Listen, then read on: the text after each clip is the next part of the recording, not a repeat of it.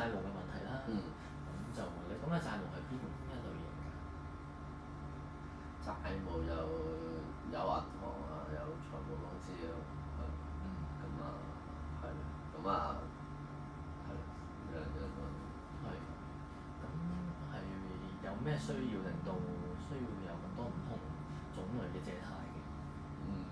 就係唔夠錢使，同埋之前應該係輸咗啲大錢，就令到個情況咁樣咯。係介唔介意問下你係做咩行業？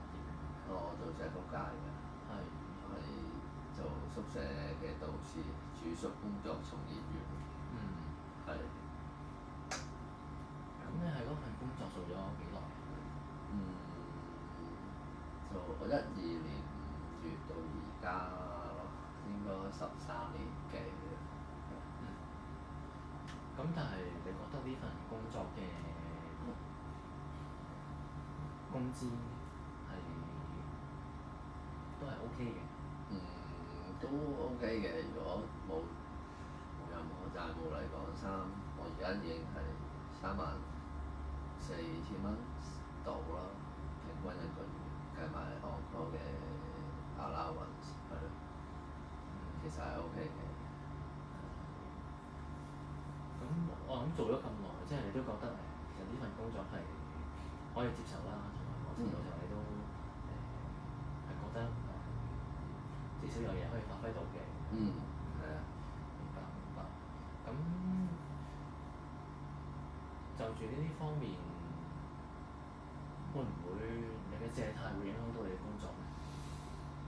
如果我冇錢還嘅時候就會咯，但係暫時都未發生呢個情況。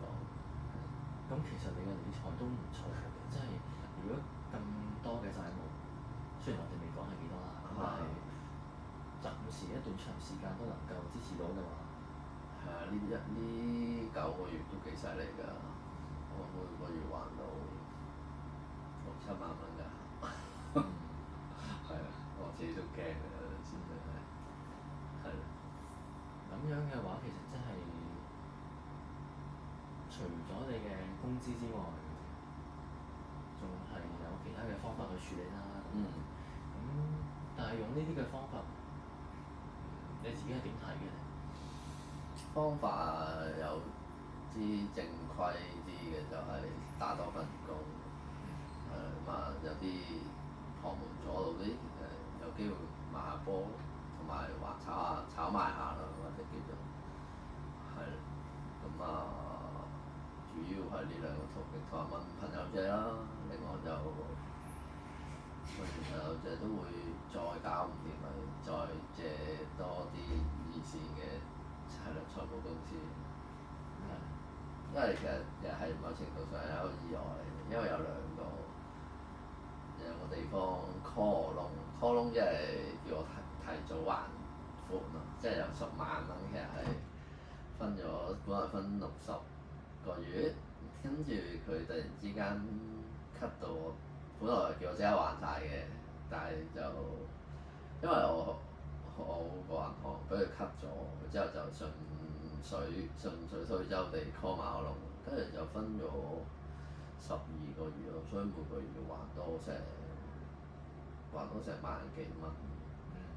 所以呢個有啲意外，同埋匯豐都係啦，cut 咗我張卡又要還翻晒錢。咁呢個兩個係意外嚟，本來都好地嚟嘅，所以就係。明白。咁呢啲叫做喺債務上忽然間有啲轉變啦，咁就其實都影響到你自己嘅理財計劃啦，同埋都會令你有啲緊張，因為即係可能今日唔知聽日事㗎嘛。咁你處理呢啲嘅緊張壓力有冇咩方法？又做下運動嘅，有得做就有陣時咪上網揾資料，睇下有冇機會可以整合完之後拉長嚟玩，就係最好嘅方法咯。同埋即係唔會因為我唔會考慮破產，咁就主要得呢啲方法咯。就叫人幫就應該就叫朋友借咯，有時，但係就唔會叫屋企人再